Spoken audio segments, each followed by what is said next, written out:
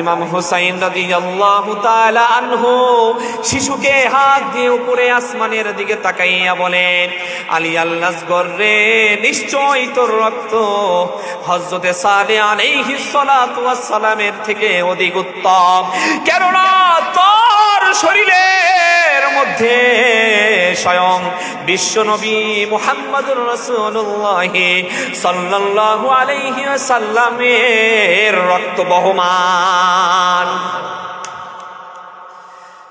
রক্তে লাল হয়ে গেল।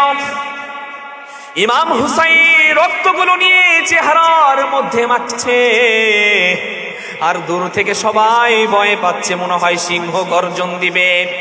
এইবার সীমার বলল, ও উবাইদুল্লাহ বিন জিয়াদ, আর দেরি করা যাবে না, এখন পিছন দিক থেকে ইমাম হুসাইন রাদিয়াল্লাহু তাআলা আনহুকে যখন আক্রমণ চালায় মুনাফিকেরা, ওই মুনাফিকের দলরা পিছন দিক থেকে আক্রমণ করে তার দেহ মুবারক থেকে শির মুবারককে আলাদা করে ফেলে। ইমাম হুসাইন রাদিয়াল্লাহু তাআলা আনহুর শির মুবারক দেহ থেকে আলাদা করে ফেলল। থমথমে পরিবেশ, কারবালার ময়দান, থমথমে পরিবেশ, চারদিকে কেমন যেন হাহাকার শুরু। হায় হায় হায় হায়, কি অবস্থা তৈরি হইয়া গেল। এইবার আহলে বাইতের 19 জন সদস্য তাবুর মধ্যে ছিলেন, সবাইকে একে একে ধরে ধরে জবাই করে ফেলেন সেই পাপিষ্ঠ উবাইদুল্লাহ বিন জিয়াদ। আলহামদুলিল্লাহ, আলহামদুলিল্লাহি ওয়া কাফা ওয়া সালামুন আলা ইবাদিহিল্লাযীনা ইসতাফা।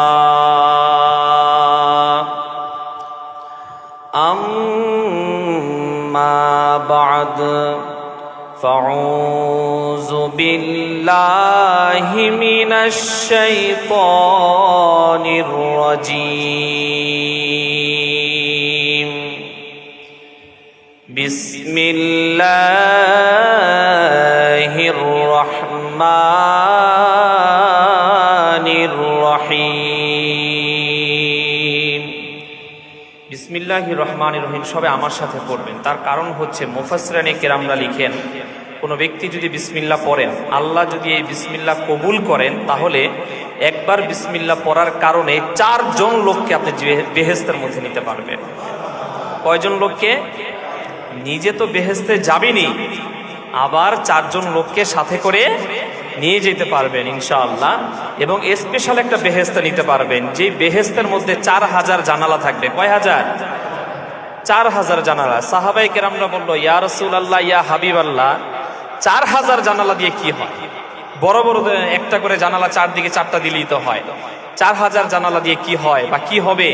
ওই সময় আল্লাহর রাসূল বললেন, সাহাবীরা রে, এই 4000 জানালার বৈশিষ্ট্যতা হচ্ছে যে কোনো একটি জানালা দিয়ে তাকালেই দেখা যাবে মহান আল্লাহ তাআলাকে।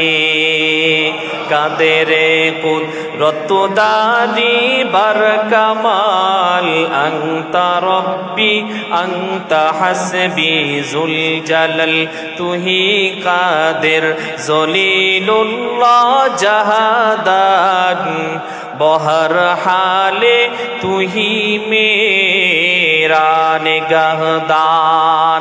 কার কুদরত? মহান রব্বুল আলামিনের। সবাই আমার সাথে বলেন, বিসমিল্লাহির রহমানির রহিম।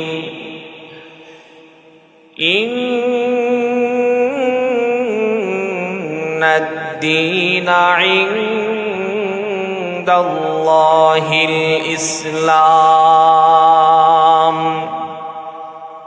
ফাইজান ক্বাল মা আখাবা মিন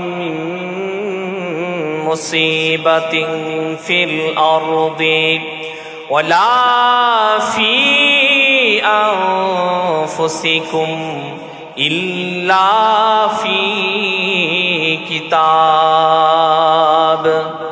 সাদাকাল্লাহুল আযীম। আল্লাহ তাআলার কাছে লাখো কোটি শুকরিয়া যে আল্লাহ তাআলা আমাদেরকে পবিত্র দিনে আল্লাহ তাআলার ঘরে মসজিদে আসার এবং বসার তৌফিক দান করেছেন এবং শুহাদায়ে কারবালা সম্বন্ধে আলোচনা করার এবং আমাদের শোনার জন্য আল্লাহ তাআলা তৌফিক দান করেন। সবাই বলেন আলহামদুলিল্লাহ। সময় খুবই স্বল্পতার কারণে আমি ডিরেক্ট ইনশাআল্লাহ আলোচনার মধ্যে চলে যাব। আপনারা ইনশাআল্লাহ অল্প সময় বসতে পারবেন তো? ধৈর্য হবে ইনশাআল্লাহ? খুবই অল্প সময়ের মধ্যে ইনশাআল্লাহ এই আলোচনা আসলে সারা রাত করলেও কিন্তু শেষ হবে না, কিন্তু মেইন বিষয়গুলো ইনশাআল্লাহ আমি বলার চেষ্টা করব। আজ থেকে প্রায় 1400 বছর পূর্বে হযরতে আবু বকর রাদিয়াল্লাহু তাআলা আনহু থেকে শুরু করে হযরত ওমর এবং আলী কাররামাল্লাহু ওয়াজহি রাদিয়াল্লাহু তাআলা আনহু পর্যন্ত তারা শাসন করেন 30 বছর। কত বছর? 30 বছর শাসন করে। 30 বছর পরে যখন আলী রাদিয়াল্লাহু তাআলা আনহুর পরে খোলাফায়ে রাশেদা নমুনায় মানে খেলাফতের দায়িত্ব আপনার আসে হযরতে হাসান রাদিয়াল্লাহু তাআলা আনহুর কাছে। কার কাছে? হযরতে হাসান রাদিয়াল্লাহু তাআলা আনহুর কাছে আসে। হযরতে হাসান রাদিয়াল্লাহু তাআলা আনহু 6 মাস খেলাফতের দায়িত্ব পালন করেন। কত মাস? 6 মাস। 6 মাস যখন পালন করে তিনি অসুস্থতা থাকার কারণে হযরতে আমিরে মুয়াবিয়া ওহী লিখক আমিরে মুয়াবিয়া রাদিয়াল্লাহু তাআলা আনহু তৎকালীন সময় 1 লক্ষ দিরহাম হাদিয়া নিয়ে হযরতে হাসান রাদিয়াল্লাহু তাআলা আনহুর কাছে যান। হযরতে হাসান রাদিয়াল্লাহু তাআলা আনহুর সাথে তার সাথে একটা চুক্তি হয় যে তিনি অসুস্থতার কারণে ক্ষমতা হস্তান্তর করবে হযরত আমিরে মুয়াবিয়ার কাছে এবং সে যখন সুস্থ হয়ে যাবে তখন আবার ক্ষমতা হযরতে হাসান রাদিয়াল্লাহু তাআলা আনহুর কাছে ক্ষমতা হস্তান্তর করবে। বুঝতে পেরেছেন কথা? তাহলে 6 মাস পরে যখন হযরত আমিরে মুয়াবিয়া রাদিয়াল্লাহু তাআলা আনহুর কাছে ক্ষমতা হস্তান্তর করে তৎকালীন সময় পাপিষ্ঠ ইয়াজিদ, কে? পাপিষ্ঠ ইয়াজিদ খুব সুকৌশলে হযরত হাসান রাদিয়াল্লাহু তাআলা আনহুর স্ত্রী ছিল ইয়াজিদের আত্মীয়। ইয়াজিদের কি ছিল? আত্মীয় ছিল, সম্পর্কে হলো বোন। তো তাকে কুপরামর্শ দিয়ে হযরতে হাসান রাদিয়াল্লাহু তাআলা আনহুকে খাবারের মধ্যে বিষ প্রয়োগ করে তাকে হত্যা করে। সবাই বলে ইন্না লিল্লাহি ওয়া ইন্না ইলাইহি রাজিউন। তাকে হত্যা করে তিনি শাহাদাত বরণ করেন। অতঃপর হযরতে আমিরে মুয়াবিয়া রাদিয়াল্লাহু তাআলা আনহু তিনি দীর্ঘ 19 বছর শাসন করে। 19 বছর শাসন করার পরে তিনি অসুস্থ হয়ে পড়েন। অসুস্থ হয়ে পড়ার পরে তিনি এখন দেখেন হযরত হাসান রাদিয়াল্লাহু তাআলা আনহু তো জীবিত নাই, এখন ক্ষমতা হস্তান্তর করবে সিরিয়াল অনুযায়ী সুন্নাহ মোতাবেক হযরতে হুসাইন রাদিয়াল্লাহু তাআলা আনহু, নবীজির দৌহিত্র, তৃতীয় দৌহিত্র ইমাম হুসাইন রাদিয়াল্লাহু তাআলা আনহু। তো ইমাম হুসাইন রাদিয়াল্লাহু তাআলা আনহুর ব্যাপারে যখন কথাবর্তন চলতেছে, আমিরে মুয়াবিয়া রাদিয়াল্লাহু তাআলা আনহু অসুস্থ। তখন আমিরে মুয়াবিয়া রাদিয়াল্লাহু তাআলা আনহু তৎকালীন সময় যে সেনাপ্রধান ছিল তাকে বলল সিরিয়ার দামেশকে বসে যে একটা চিঠি লিখো ইমাম হুসাইনের কাছে, নবীজির কলিজার টুকরার কাছে। চিঠিতে কি লিখবো? যে হে ইমাম হুসাইন, আপনি সিরিয়ার দামেশকে আসেন, আপনার কাছে ক্ষমতা হস্তান্তর করা হবে, খেলাফতের দায়িত্ব পালন করবেন আপনি, সবাই আপনার কাছে বায়াত গ্রহণ করবে। কথা আমার কি বুঝতেছেন আপনারা? স্পষ্টভাবে বোঝা যায়? আচ্ছা, না বুঝলে বুঝবেন, আমাকে বলবেন, আমি ইনশাআল্লাহ বোঝানোর চেষ্টা করব। যখন আমিরে মুয়াবিয়া রাদিয়াল্লাহু তাআলা আনহু চিঠি লিখলেন ইমাম হুসাইন রাদিয়াল্লাহু তাআলা আনহুর কাছে, একটা দূত দিয়ে, একজন দূত দিয়ে এই চিঠিটা তো পাঠাতে হয়। ওই সময় তো আর আমাদের বর্তমানে যেমন হোয়াটসঅ্যাপ আছে, ইমেইল আছে, তখন তার ইমেইল ছিল না, ছিল হোয়াটসঅ্যাপ ছিল না যে ইমেইল করে পাঠাবে বা নেটে পাঠাবে। তো একজন দূত ধারা যখন আমিরে মুয়াবিয়া রাদিয়াল্লাহু তাআলা আনহু চিঠিটা পাঠালেন, ইয়াজিদ তখন এই খবরটা জানতে পাইল। তাকে কিছু মুনাফিকরা বলে দিল যে এই ঘটনা। তখন পাপিষ্ঠ ইয়াজিদ কিছু মুনাফিক নিয়ে মাঝ পথে আটকিয়ে দেন সেই দুধকে যখন আটকিয়ে দেয়, আটকানোর পরে সেই চিঠিটা, সেই দুধ থেকে চিঠিটা নিয়ে ওই চিঠিটা নষ্ট করে ফেলে, কোনো কোনো জায়গায় পাওয়া যায় আগুনে পুড়ে ফেলে, কোনো কোনো জায়গায় পাওয়া যায় 70টা ভাগ করে ফেলে। মানে ইমাম হুসাইন রাদিয়াল্লাহু তাআলা আনহুর কাজ পর্যন্ত যাইতে দিল না। আর ইমাম হুসাইন রাদিয়াল্লাহু তাআলা আনহু জানেই না যে আমিরে মুয়াবিয়া রাদিয়াল্লাহু তাআলা আনহু তাকে খেলাফতের দায়িত্ব দেওয়ার জন্য চিঠি প্রেরণ করেছে। কথা কি বুঝতে পেরেছেন? আচ্ছা, এখন আমিরে মুয়াবিয়া রাদিয়াল্লাহু তাআলা আনহু একজন ওহী লিখক সাহাবী ছিলেন, যার বিষয়ে খোলাফায়ে রাশিদিন বলেন, তাবি বলেন, মুস্তাহিদিন বলেন, কোনো মুস্তাহিদ পর্যন্ত তার বিরুদ্ধে কোনো লেখা লেখে নাই। কিন্তু বর্তমানে একদল দেখা যায় আমিরে মুয়াবিয়া রাদিয়াল্লাহু তাআলা আনহুর বিরুদ্ধে কলম লিখে।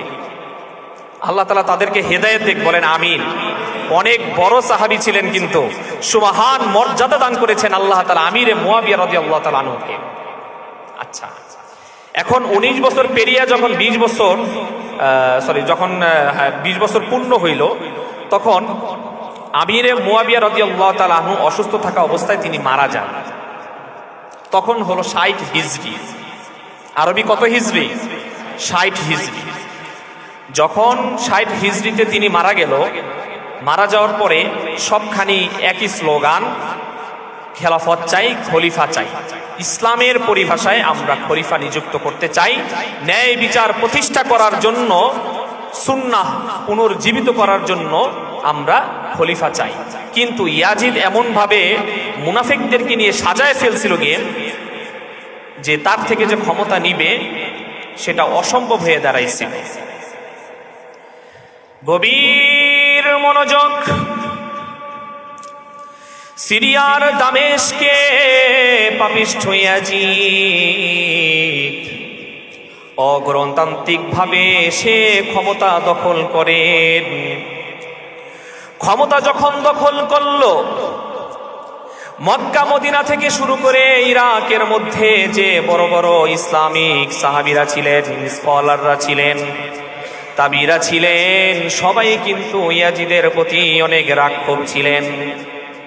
কিন্তু তৎকালীন সময় সবাই ঐক্যবদ্ধ না থাকার কারণে সকল সেনাদের শক্তি একমাত্র ইয়াজিদের ছিল। ইয়াজিদ তৎকালীন সময়ে ইরাকের কুফা নগরীর মধ্যে গভর্নর ছিল নোমান ইবনে বশির রাদিয়াল্লাহু তাআলা আনহু। তার থেকে খবর পাইলেন কুফা নগরীর মধ্যে যারা বসবাস করেন তারা গুনগুন করে পিছনে পিছনে বলতেছে, ইয়াজিদকে আমরা মানি না, ইয়াজিদের শাসন আমরা মানি না, আমরা সুন্নাহকে পুনর্জীবিত করতে চাই, ন্যায় বিচার প্রতিষ্ঠা করতে চাই।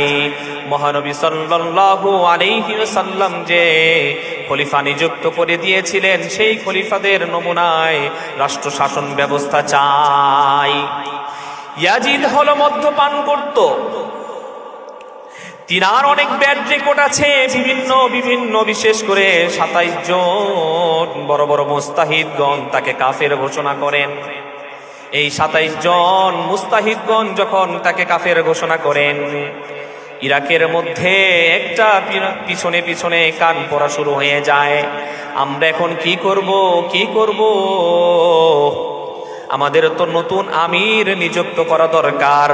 তৎকালীন সময় কুফা নগরী থেকে 1 লক্ষ সাহাবায়ে কেরাম এবং তাবিরা মিলে চিঠি লিখলেন, হে নবীজির তৃতীয় দৌহিত্র ইমাম হুসাইন রাদিয়াল্লাহু তাআলা আনহু, আমরা 1 লক্ষ সাহাবী তাবিরা সাক্ষ্য দিচ্ছি, আপনি কুফা নগরীর মধ্যে আসেন এবং আপনার হাতে আমরা বায়াত গ্রহণ করব, আপনাকে খলিফা নিযুক্ত করব, কোরআন সুন্নাহ মোতাবেক আপনি রাষ্ট্র শাসন করবেন। কয় লক্ষ সাহাবী? 1 লক্ষ সাহাবী এবং তাবিরা চিঠি লিখেছে হযরতে ইমাম হুসাইন রাদিয়াল্লাহু তাআলা আনহুর কাছে যে তারা বায়াত গ্রহণ করবে ইমাম হুসাইনের হাতে। এই চিঠি যখন পাইলেন, তৎকালীন সময় ইরাক থেকে মক্কা মদিনার দিকে ইমাম হুসাইন চলে আসছে। ইয়াজিদের অত্যাচারে আর সহ্য করতে পারলেন না ইমাম হুসাইন। তারপর যখন আবার চিঠিখানা পাইলেন, আহলে বায়েত প্রায় 19 জনের সাথে আলাপ করলেন ইমাম হুসাইন। কুফা থেকে চিঠি এসেছে, সবাই প্রতিজ্ঞা করেছে আমার হাতে বায়াত গ্রহণ করবে। সবাই প্রতিজ্ঞা করেছে ইয়াজিদকে মানে না, ও মানুষের ওপর জুলুম করে, ন্যায় বিচার প্রতিষ্ঠা করার জন্য, সুন্নাহ পুনরুজ্জীবিত করার জন্য আমার হাতে একমাত্র বায়াত গ্রহণ করতে চায়। সাথে সাথে মক্কা মদিনার বড় বড় সাহাবীরা, হে নবীজির আওলাদ, আপনি যাবেন না? আপনার কি মনে নাই? আপনার কি মনে নাই আপনার বাবা হযরতে আলীর সাথে কি ব্যবহার করেছেন ইরাকবাসী? হে ইমাম হুসাইন, আপনার কি মনে পড়ে না নামাজের মধ্যে আলী কাররামাল্লাহু ওয়াজহির মাথাটাকে আলাদা করে ফেলছিল? এই কুফাবাসীকে আপনি বিশ্বাস করিয়েন না, এই কুফাবাসীকে আপনি বিশ্বাস করিয়েন না, ওদের ফাঁদে আপনি পা দিয়েন না। কিন্তু ইমাম হুসাইন রাদিয়াল্লাহু তাআলা আনহুর ভিতরে একটাই জজবা চলতেছিল। আমি বয়ানের শুরুতেই বলেছি, ইন্নাদ-দীনা ইনদাল্লাহিল ইসলাম। আমার আল্লাহ তাআলা কোরআনের মধ্যে বলেন, আল্লাহ তাআলার কাছে একমাত্র মনোনীত ধর্ম হচ্ছে ইসলাম। কথা বলেন ঠিক কিনা? সারা পৃথিবীর মধ্যে প্রায় 7000 ধর্ম আছে। 7000 ধর্মের মধ্যে একমাত্র মনোনীত ধর্ম কি? ইসলাম। ইসলাম আল্লাহ তাআলা কোরআনের মধ্যে বলেন, কোরআন সুন্নাহকে যদি তোমরা আঁকড়ে ধরো, যদি কোরআন সুন্নাহকে আঁকড়ে ধরে রাখতে পারো, তাহলেই হলো একমাত্র মানবতার মুক্তি। কথা বলেন ঠিক কিনা? ইমাম হুসাইন বললেন, আমি প্রয়োজনে শহীদ হব, তবু আমি কোনোভাবে রাজতন্ত্র কিংবা গণতন্ত্র প্রতিষ্ঠা করতে দিব না। ইয়াজিদের রাজতন্ত্র মানি না, ইয়াজিদের সমাজতন্ত্র মানি না, গণতন্ত্র মানি না, কোনোভাবে ওকে রাজতন্ত্র প্রতিষ্ঠা করতে দিব না।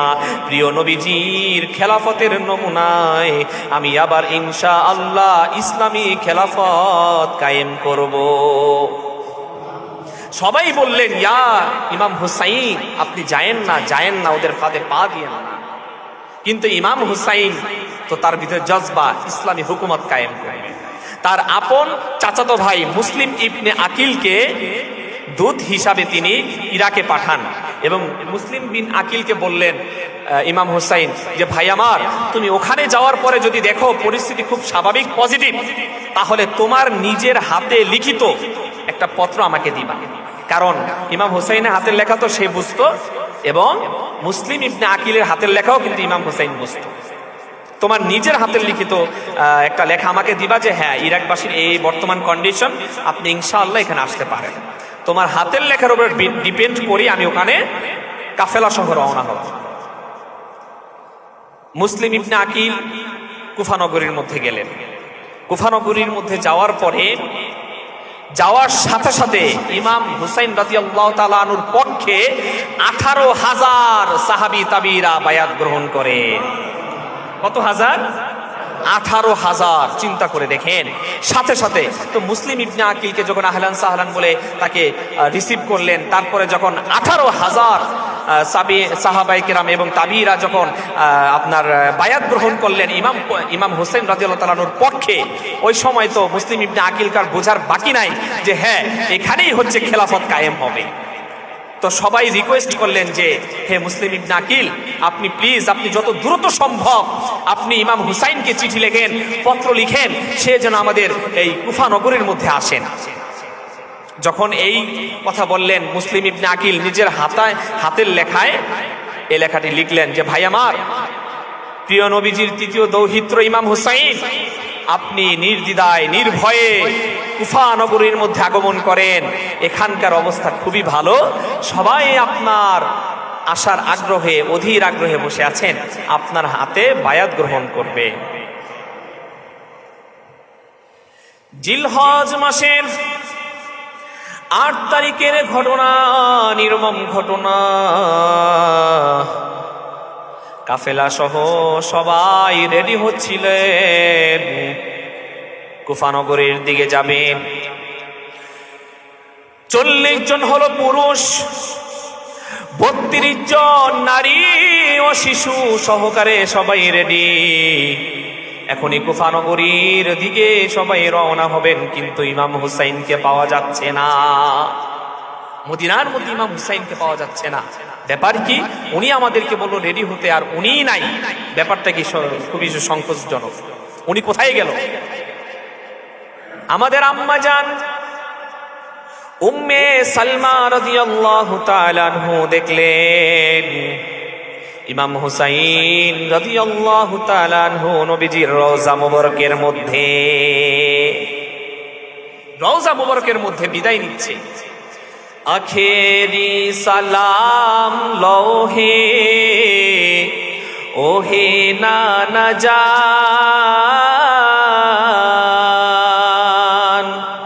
আপনার হোসাইন যায় গো কারবালার ময়দান, আপনার হোসাইন যায় গো কারবালার ময়দান, কারবালার ময়দানে যাইয়া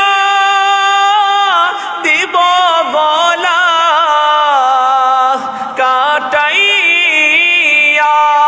আল্লাহু আকবার। কত বছর আগে বলেন? 1 বছর আগে এই কথা বলেন। উম্মে সালমা রাদিয়াল্লাহু তাআলা আনহা কিন্তু কাউকে বলেন নাই। নবীজির স্ত্রী, উনি কিন্তু ভিতরে রেখেছিলেন এই কথাটা। উনি যে রওজা মুবারকের ভিতরে ঢুকছেন, এই কথাটা কিন্তু কাউকে বলেন নাই। কারবালার ময়দানে যাইয়া দিব গলা কাটাইয়া, আর নয়া শিব ফিরে, আর নয়া শিব ফিরে মদিনায়ার মক্কায়,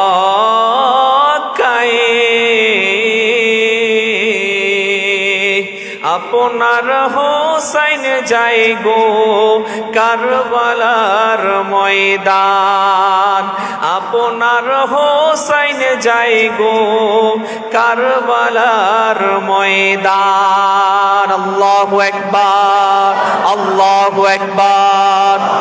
এই কথা যখন দেখলেন উম্মে সালমা রাদিয়াল্লাহু তাআলা আনহু আর কাউকে ঘটনা বললেন না। 72 জন কাফেলা নিয়ে যখন ইমাম হুসাইন কুফা নগরের দিকে যাচ্ছে, তৎকালীন সময়ে হচ্ছে মুহররমের 9 তারিখের ঘটনা। ইমাম হুসাইন যখন জিলহজ মাসের 8 তারিখে রওনা হইল, সাথে সাথে ইয়াজিদ সাথে ঘোষণা করে দিল, আমার খুবই বিশিষ্ট, আমার খুবই পছন্দের ব্যক্তি উবাইদুল্লাহ বিন জিয়াদ, তুমি কোথায় গেলে? কয় তারিখের ঘটনা? না, এটা 9 না, এটা হচ্ছে জিলহজ মাসের 8 তারিখ, যেদিন রওনা করেছেন চিঠি পেয়ে। 8 তারিখের ঘটনা। ইয়াজিদ উবাইদুল্লাহ বিন জিয়াদকে বললেন, তৎকালীন সময়ে কুফা নগরীর গভর্নর হচ্ছে নোমান ইবনে বশির রাদিয়াল্লাহু তাআলা আনহু, তাকে ক্ষমতা থেকে সাথে সাথে অব্যাহতি দেওয়া হইল।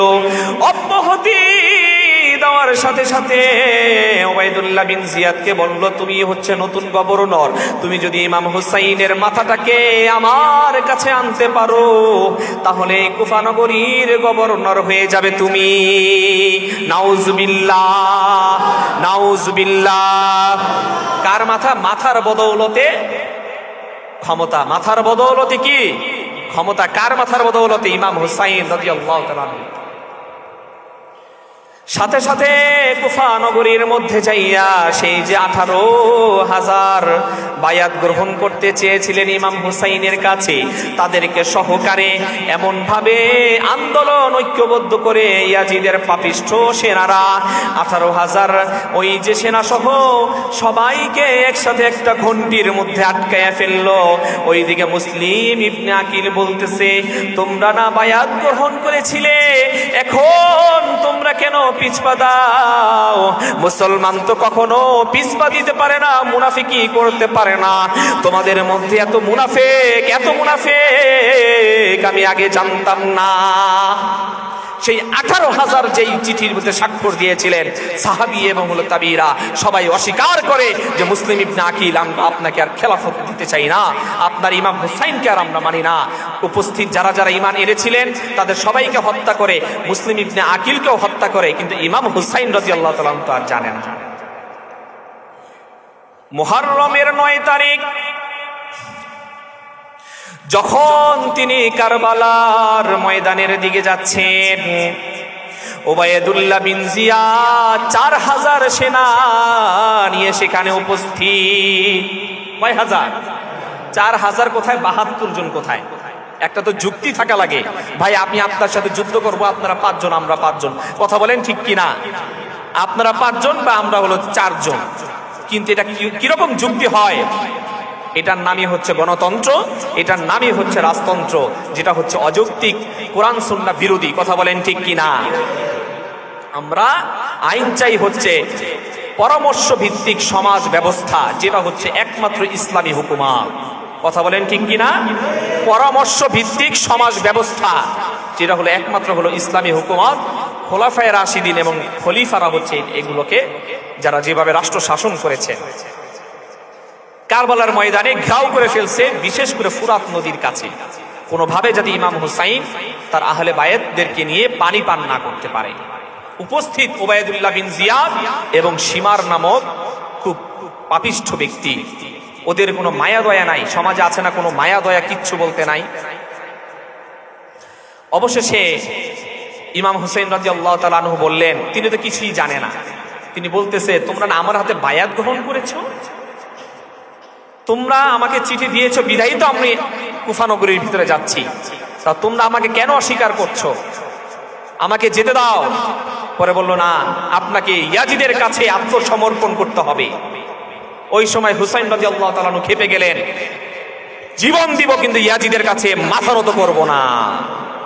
জীবন দিব তবু রাজতন্ত্রের কাছে, গণতন্ত্রের কাছে, সমাজতন্ত্রের কাছে আমরা মাথা নত করব না।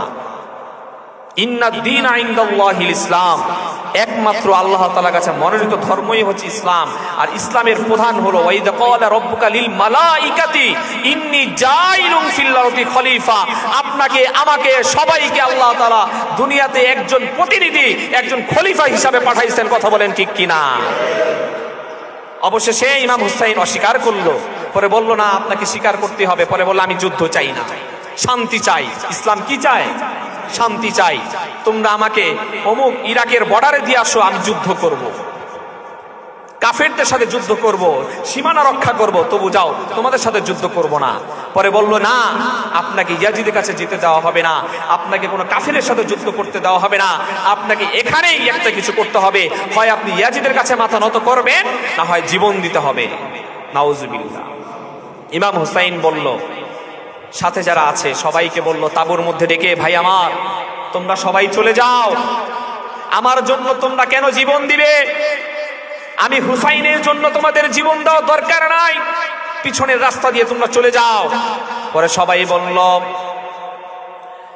হে নবীজির দৌহিত্র, কিভাবে এই কথা বললেন? আপনাকে রেখে আমরা কিভাবে যাই? বিশ্বনবী রাহমাতুল লিল আলামিন যদি হাসরের ময়দানে ধরে, তোমরা আমার কলিজার টুকরাকে কেন তোমরা পাপিষ্ঠ ওদের কাছে রেখে একাই চলে আসলে? আর আল্লাহ যদি আপনাকে শাহাদাত নসিব করেন, তাহলে বিশ্বনবীর কাছে আমরা কি জবাব দিব? এটা হলো যা মুমিনের কাজ। মুনাফিকদের কাজ হলো পিছন থেকে পলায়ন করা। আরে ভাই, আপনি দাঁড়ান না মেম্বারিতে, চেয়ারম্যানিতে আমরা আছি, পরে ঠিকই দাঁড়ায়, পিছনে কাউকে পায় না, কথা বলেন ঠিক কিনা? মুসলমান কখনো মুনাফিক হতে পারে না, যারা মুনাফিক করাই হলো মুসলমানদের রূপ ধরে, কথা বলেন ঠিক কিনা? যারা মুনাফিক তারা মুনাফিকই, আর যারা মুমিন তারা মুমিনই। অবশেষে যখন 40 জন পুরুষ ইমাম হুসাইন থেকে শুরু করে মুহররমের 10 তারিখ ফজরের নামাজের পর থেকে যুদ্ধ শুরু হইয়া গেল, কোনোভাবে মাথা নত করতে পারছিলেন না। এমত অবস্থায় ইমাম হুসাইন রাদিয়াল্লাহু তাআলা আনহু সবাই সাহাবায়ে কেরামরা বলেছেন যে ইমাম হুসাইনের বুক থেকে পা পর্যন্ত নবীজির সাথে মিল ছিল, আর বুক থেকে মাথা পর্যন্ত হচ্ছে হযরত হাসানের সাথে মিল ছিল। ইমাম হুসাইন রাদিয়াল্লাহু তাআলা আনহুর মধ্যে বেহেশতি একটা জজবা, বেহেশতি পুরুষের মতো একটা শক্তি চলে এসেছেন, কোনোভাবেই নত করাতে পারছিলেন না। এমন তো অবস্থা গোপন মিটিং ডাকে উবাইদুল্লাহ বিন জিয়াদ সীমার থেকে শুরু করে এইবার ইমাম হুসাইন রাদিয়াল্লাহু তাআলা আনহুর সাথে যারা যারা ছিলেন সবাই ভাবলেন তারা মনে হয় পরাজয় হয়ে গেছে, তারা মনে হয় আত্মসমর্পণ করবে। আসলে না না না, তাদের কাছে যে নিতে গিয়েছে তারা 72 জনের কাছে অত্যাধুনিক কোনো অস্ত্রই ছিল না, তীরও ছিল না, কারণ তারা তো যুদ্ধ করার উদ্দেশ্যে কুফা নগরীর মধ্যে যায় নাই। ঘটনা খুবই সংক্ষেপ। অবশেষে যখন 40 জনকে হত্যা করে ফেলে উবাইদুল্লাহ বিন জিয়াদ, কয়জনকে? পুরুষ হিসাবে একজন বাকি, ইমাম হুসাইন রাদিয়াল্লাহু তাআলা আনহু তাঁবুর মধ্যে আসলেন স্ত্রীর কাছে বিদায় নেওয়ার জন্য। স্ত্রী বললেন, হে ইমাম হুসাইন, নবীজির দৌহিত্র সবাইকে হত্যা করে ফেলছে, আজকে 2 দিন ধরে আমরা পানি খেতে পারি না, বুকে দুগ্ধ নাই, শিশুকে কি খাওয়াবো? শিশু আলী আল আসগর আপনি নিয়ে যান, একটু দেখেন ফুরাত নদীর অফুরন্ত পানি থেকে 1 ফোঁটা পানি কি আপনি খাওয়াতে পারেন কিনা। ইমাম হুসাইন যখন শিশুকে কোলে করে নিয়ে ওই পাপিষ্ঠ জুলুমকার ওদের সামনে এমনি ভাবে ধরলেন, 1 ফোঁটা পানি পান করাতে দাও, আল্লাহ তাআলার অসীম সীমাহীন ফুরাত নদীর অফুরন্ত পানি থেকে 1 ফোঁটা পানি পান করাতে দাও। ওই যে পাপিষ্ঠ বোন যে এত বড় মাজলুমের উপর জুলুম করে, হৃদয় বিদারক ঘটনা, নবীজির কলিজার টুকরা 3য় দৌহিত্রর পুত্র, চতুর্থ দৌহিত্র শিশু আলী আল আসগরকে উদ্দেশ্য করে 40টা তীর ওরা নিক্ষেপ করে। 40টা তীরের মধ্যে 17টি তীর ওই শিশুর কলিজা ভেদ করে অপর প্রান্ত থেকে বের হয়ে যায়, আর কারবালার ময়দান রক্তে লাল হয়ে যায়। কারবালার ময়দান রক্তে লাল হয়ে যায়। আর ইমাম হুসাইন রাদিয়াল্লাহু তাআলা আনহু শিশুকে হাত দিয়ে উপরে আসমানের দিকে তাকাইয়া বলেন, আলী আল আসগর রে, নিশ্চয়ই তোর রক্ত হযরতে সালেহ আলাইহিস সালাতু ওয়াস সালামের থেকে অধিক উত্তম, কেননা তোর শরীরের মধ্যে স্বয়ং বিশ্বনবী মুহাম্মদুর রাসূলুল্লাহ সাল্লাল্লাহু আলাইহি ওয়াসাল্লামের রক্ত বহমান। রক্তে লাল হয়ে গেল। ইমাম হুসাইন রক্তগুলো নিয়ে চেহারার মধ্যে মাখছে, আর দূর থেকে সবাই ভয় পাচ্ছে, মনে হয় সিংহ গর্জন দিবে। এইবার সীমার বলল, ও উবাইদুল্লাহ বিন জিয়াদ, আর দেরি করা যাবে না, এখন পিছন দিক থেকে ইমাম হুসাইন রাদিয়াল্লাহু তাআলা আনহুকে যখন আক্রমণ চালায় মুনাফিকেরা, ওই মুনাফিকের দলরা পিছন দিক থেকে আক্রমণ করে তার দেহ মুবারক থেকে শির মুবারককে আলাদা করে ফেলে। ইমাম হুসাইন রাদিয়াল্লাহু তাআলা আনহুর শির মুবারক দেহ থেকে আলাদা করে ফেলল। থমথমে পরিবেশ, কারবালার ময়দান, থমথমে পরিবেশ, চারদিকে কেমন যেন হাহাকার শুরু। হায় হায় হায় হায়, কি অবস্থা তৈরি হইয়া গেল। এইবার আহলে বাইতের 30 জন সদস্য তাঁবুর মধ্যে ছিলেন, সবাইকে একে একে ধরে ধরে জবাই করে ফেলেন সেই পাপিষ্ঠ উবাইদুল্লাহ বিন জিয়াদ। ওর কথা হচ্ছে কাউকে বাঁচিয়ে রাখবো না, যাকে বাঁচিয়ে রাখবো সেই যদি আবার খেলাফতের গুণগান গায়। ইমাম হুসাইন রাদিয়াল্লাহু তাআলা আনহুর মাথাটাকে আলাদা করে ফাইলা তারপরে একটা ঘোড়ার সাথে তার দেহটাকে রশি দিয়া বাইধা দিল, আর পুরো কারবালার ময়দানটাকে ঘোরাচ্ছিল। কাদামাটি লাগলো, এমন পরিবেশ, সবাই কান্না করতে করতে শেষ। ওই উপস্থিত 4000 সেনা থেকে কোন জায়গায় পাওয়া যায় 1700 সেনা তৎকালীন সময় উবাইদুল্লাহ বিন জিয়াদ থেকে তারা হলো পরিত্যাগ করে। এটা কি করলেন আপনি?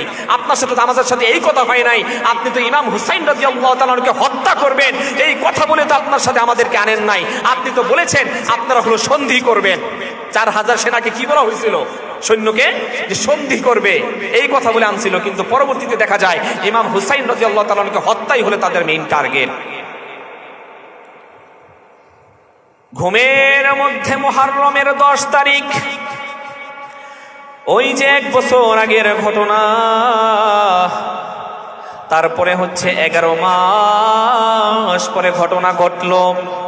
উম্মে সালমা রাদিয়াল্লাহু তাআলা আনহু মুহররমের রাত্রে, উম্মে সালমা রাদিয়াল্লাহু তাআলা আনহুমা মুহররমের রাত্রে কি যেন একটি স্বপ্নে দেখলেন। ফজরের নামাজের পরে কান্না করতেছিলেন।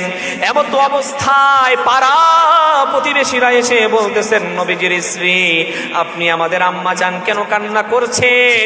কোনোদিন দেখি নাই এইভাবে কান্না করতে। ও আম্মা জান, বলেন আপনার মনে কি দুঃখ, আপনার মনে কি কষ্ট? দুঃখ কি লাগে না? কষ্ট কি লাগে না? উম্মে সালমা বলতেছে, সবাই শোনো, গতকাল রাত্রিতে স্বপ্নের মধ্যে বিশ্বনবী রাহমাতুল লিল আলামিন আসছেন।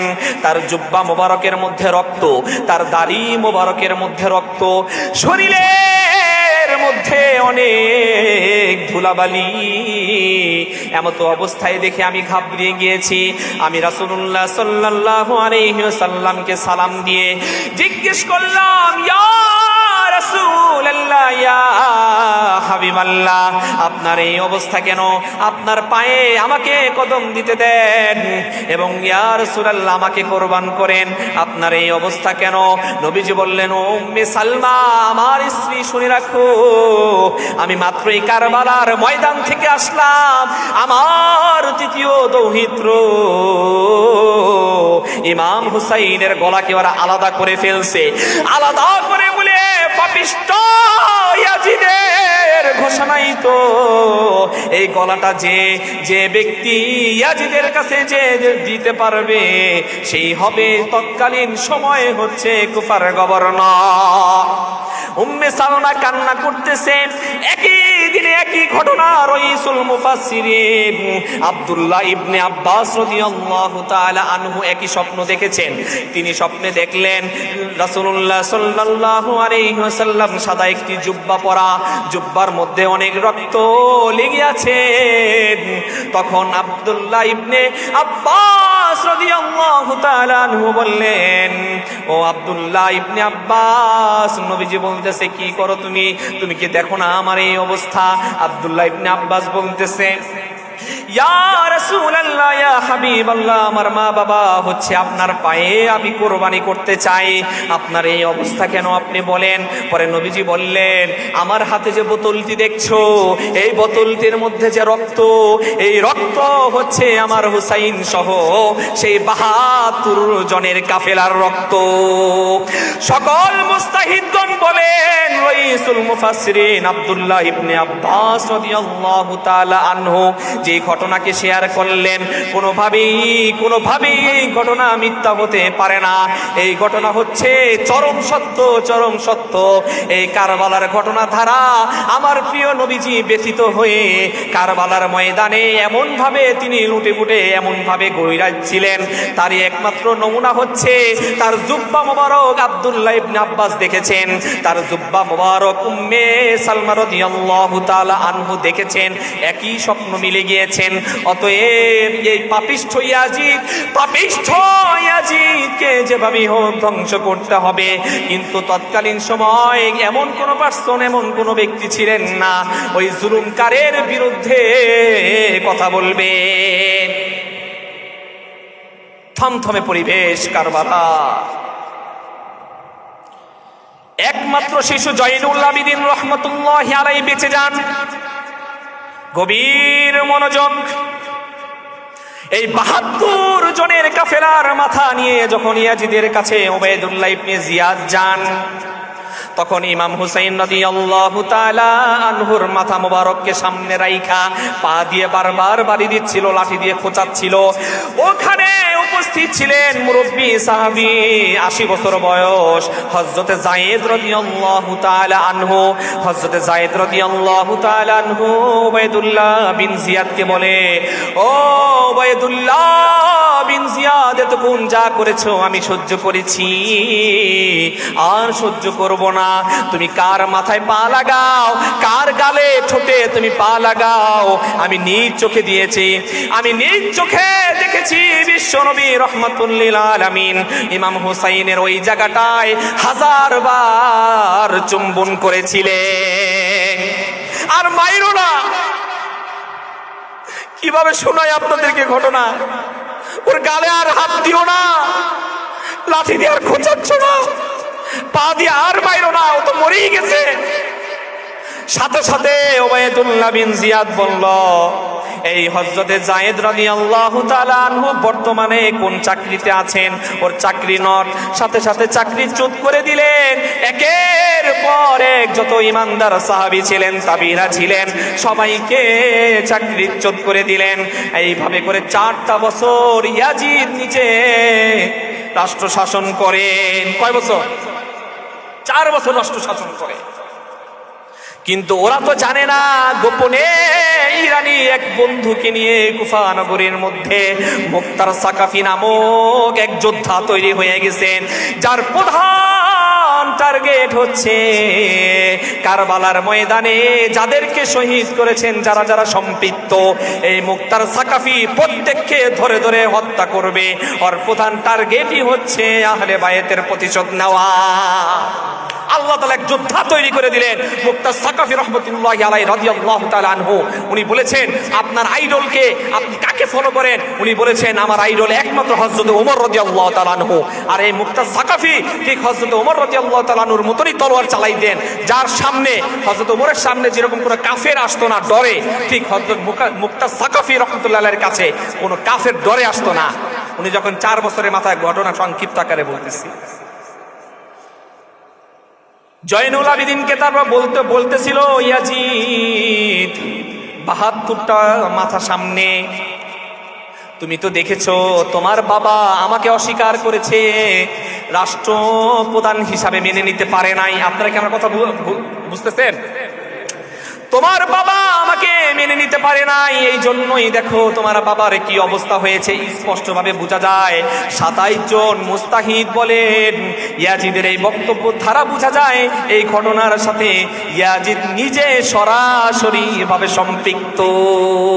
কথা বলেন ঠিক কিনা? জয়নুল আবিদিন তো বাচ্চা, ছোট। ওই যে একটা কোরআনের আয়াত পড়েছি আমি শুরুতে, মা সাবা মিন মুসিবাতিন ফিল আরদি ওয়ালা ফি আনফুসিকুম ইল্লা ফি কিতাব। জয়নুল আবিদিনকে কথা দিয়ে প্রশ্ন করলেন, আর জয়নুল আবিদিন উত্তর দিল মহাগ্রন্থ আল কোরআন থেকে। মহাগ্রন্থ আল কোরআন থেকে বলতেছে, আমার বাবা ইমাম হুসাইনের লেখা ছিল শাহাদাত, আপনি ইয়াজিদ তো মারেন নাই, আমার আল্লাহ তাআলা আমার বাবাকে শাহাদাত লিখে রেখেছিলেন, এই জন্যই হচ্ছে কি ব্রেইন ভাবে দেখেন।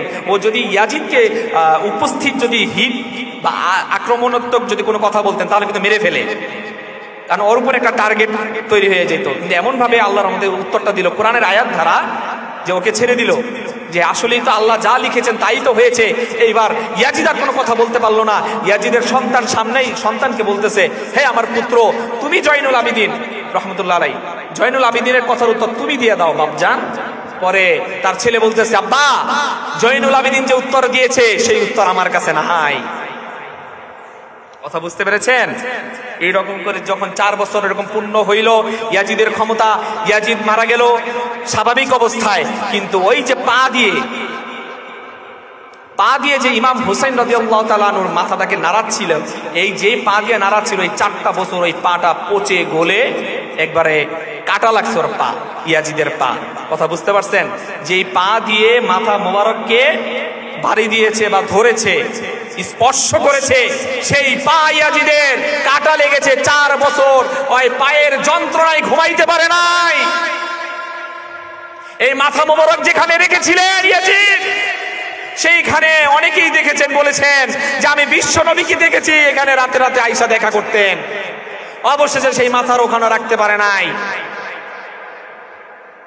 4 বছর পর মুক্তার সাকাফি ইয়াজিদ সহ উবাইদুল্লাহ বিন জিয়াদ এবং সীমার সহকারে সবাইকে হত্যা করে ফেলে। উদ্দেশ্য একটা আমাদের বুঝতে হবে।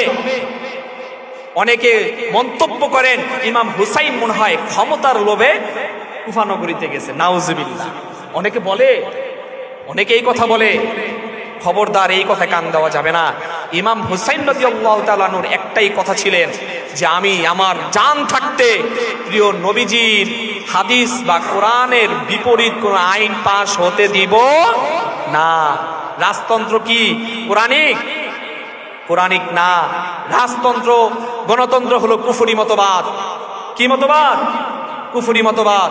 আল্লাহ তাআলা আমাদের সবাইকে এই কুফরি মতবাদ থেকে সরে এসে কোরআন সুন্নাহ অনুযায়ী আমল করার এবং রাষ্ট্রবিধানকে কোরআনী সুন্নাহ হিসাবে প্রতিষ্ঠা করার মতো ঈমানি জজবা আল্লাহ তাআলা আমাদের ভিতরে দেখ। সবাই বলেন আমিন।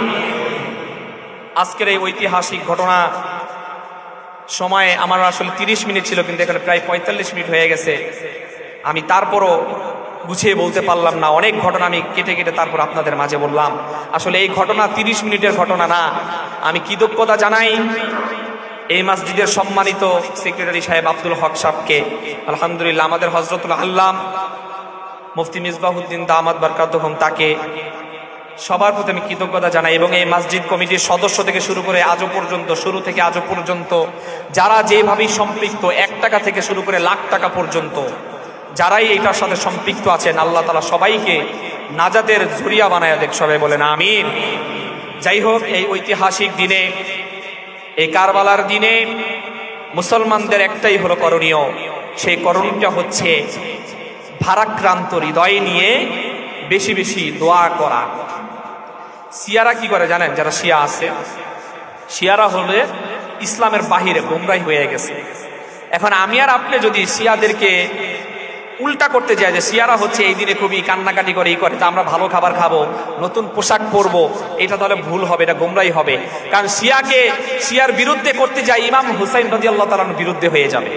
কারণ ইমাম হুসাইন রাদিয়াল্লাহু তাআলা এই দিনে মারা গিয়েছেন, শহীদ হয়েছেন, শাহাদাত বরণ করেছেন। সেই দিনে আপনি আনন্দ ফুর্তি কিভাবে করেন? যখন নবীজি মক্কা থেকে মদিনাতে আসেন সেই পর্যন্ত এক হিসাব, কিন্তু যখন ইসলামের মধ্যে মূল যে ঘটনাগুলো ঘটিয়েছেন আল্লাহ তাআলা, কিন্তু এই কারবালা ঘটনা ঘটানোর পরেই হচ্ছে আমাদের মুসলমানদের মাইন্ড চেঞ্জ হয়ে গেছে। কারণ এরপরে আর কোনো বড় ঘটনা নাই। ইসলামের ইতিহাসে বড় ঘটনা হচ্ছে কি জানেন? শেষ ঘটনা যেটা হচ্ছে নবীদের মধ্যে প্রিয় নবীজি হযরত মুহাম্মদ সাল্লাল্লাহু আলাইহি ওয়াসাল্লামকে এই দিনে আল্লাহ তাআলা ঘোষণা করেছেন, হে রাসূল, আপনার সামনের পিছনের বর্তমান সমস্ত গুনাহ আমি মাফ করে দিলাম। এই দিনে আল্লাহ তাআলা আমাদের প্রিয় নবীজির সমস্ত গুনাহ মাফ করে দিয়েছিলেন। এটা হচ্ছে সর্বশেষ ঘটনা। কিন্তু এর পরে যে ঘটনা, নবীদের পরে এই কারবালার মতো ঘটনা আর ঘটবেও না, আর আমরা আর কাউকে বলতেও পারবো না। কিন্তু এই ভারাক্রান্ত হৃদয় নিয়ে, এই ব্যথিত মন নিয়ে বলতে চাই এতটুকুই, আল্লাহর কাছে দোয়া করবেন এই ইয়াজিদ সহকারে, ইয়াজিদের সাথে যারা সম্পৃক্ত ছিলেন, ওবায়দুল্লাহ বিন জিয়াদ থেকে শুরু করে এবং সীমার থেকে শুরু করে আজীবন কিয়ামত পর্যন্ত আল্লাহ তাআলা ওদের উপরে লানত বর্ষিত করুন। সবাই বলেন আমিন। ওয়া মা তাওফীকি ইল্লা বিল্লাহ।